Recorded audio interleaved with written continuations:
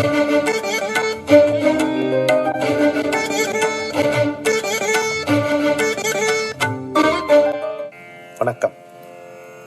கனிகளை பெறுவார், கனிந்தே இருப்பார், கனி ஒன்றைத் தர காத்திருப்பார்.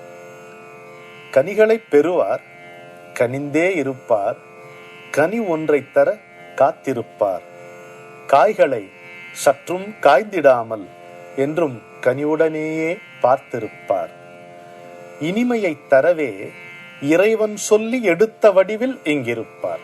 இனிமையைத் தரவே இறைவன் சொல்லி எடுத்த வடிவில் இங்கிருப்பார். இருப்போம் கனிவுள் புழுவைப் போலே, எங்கும் அவரே நமக்கிருப்பார். கனிகளும் கனியும். கனிகளை பெறுவார். பழங்கள் கொண்டு போறோம், அதை வாங்கி இருப்பார். அவருக்கு ஏதாவது தேவையா? தேவையில்லை. ஏன்னா அவரே கனி, அவரே பழம், பழுத்த பழம், பரிபக்குவத்தின் உச்சம் பரமாச்சாரியார் இல்லையா? எனவே அவர் கனிந்தே தான் இருக்கார். எதற்காக வாங்கி கொண்டிருக்கிறார்? நாம போய் கனிகளை கொடுக்கிறோம், வாங்கி கொண்டிருக்கிறார். கனி ஒன்றை தர காத்திருப்பார்.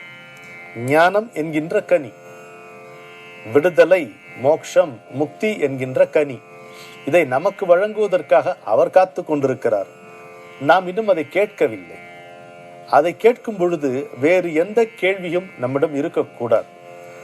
எல்லா கோரிக்கைகளையும் புறந்தள்ளிவிட்டு அல்லது எல்லா கோரிக்கைகளையும் அது எரித்து புசித்து விட்டு அது மட்டுமே, அந்த ஞான வேட்கை மட்டுமே இருக்கும் பொழுது அந்த கனியை நமக்கு வழங்குவதற்காக அவர் காத்திருக்கிறார்.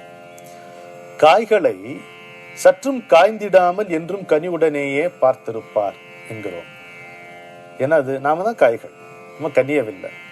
நடா காயா இருக்கேன்ட்டு என்றைக்காவது நம்ம திட்டிருக்காரா? திட்டி பேசியிருக்காரா? கோவப்பட்டிருக்காரா? இல்லை. காய்களை சற்றும் காய்ந்திடாமல் கனிவுடனேயே பார்த்திருப்பார்.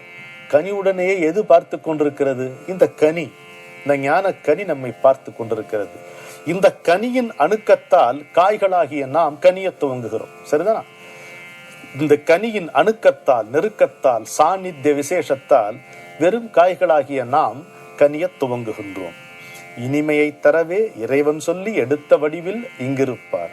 நாம் எல்லோருக்கும் எத்தனை விதமான மனநிலைகள் உள்ள மக்கள் நாம், எத்தனை விதமான அறிவு நிலைகள், ஆசைகள், அபிப்பிராயங்கள், பேதங்கள் உள்ள மக்கள் நாம். ஆனால் நாம் ஒவ்வொருவருமே அவரிடம் தனித்தனியாக தொடர்பு கொள்ளும் அளவுக்கு விசாலமான சித்தம் வாய்க்க பெற்றவர் பரமாச்சாரியார். எல்லோருக்குமே இனிமை தரவே இறைவன் சொல்லி எடுத்த வடிவு இது. இன்றைக்கு சந்நியாசம், நாளைக்கு அவர் எப்படி வருவாரோ, நேற்றைக்கு அவர் எப்படி இருந்தாரோ தெரியாது. இன்றைக்கு அவர் இறைவன் சொல்லி எடுத்த வடிவில் இங்கு இருக்கிறார். நாம செய்ய வேண்டியது என்ன? இந்த கனியுள்ளே இருக்கின்ற புழு ஒருபோதும் கனியை அறியாது என்பார்கள். அதை நினைவில் கொண்டால் அது அறியும். இந்த கதை புழுவுக்கு சொல்லப்படுகின்ற கதை. அது பூவிலே துவங்கி காயாகும் போதே அந்த பூ காய்க்குள்ளே இருக்கிறது. அது கனி அந்த கனிக்குள்ளே இருக்கிறது. The worm will never see the fruit because it always exists inside the fruit என்பார்கள்.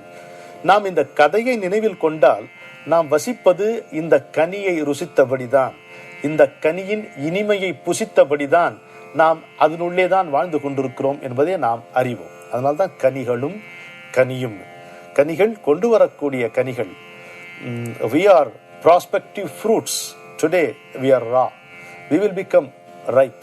We will ripen in his sweet presence, fruitful presence, which will convert unripe fruits into luscious fruits.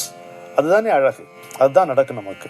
ஒரு முறை ஒரு அன்பர் அவருக்கு நம்ம ஏதாவது பழம் வாங்கிட்டு போகணும்னு சொல்லிட்டு விளாம்பழம் வாங்குறார்.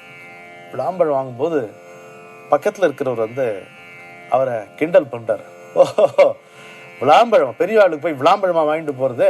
ஆமா, இதை வெல்லமும் சக்கரையும் கலந்து அவர் சாப்பிட போறார போற அப்படின்னு சொல்லிட்டு போறார்.